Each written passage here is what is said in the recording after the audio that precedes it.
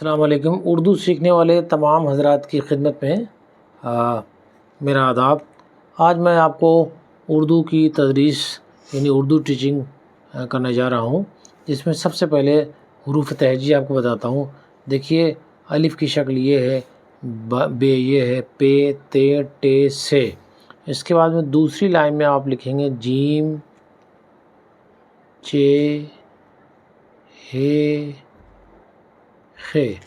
پھر آپ لکھیں گے دال ڈال زال رے زے ڑے ژے۔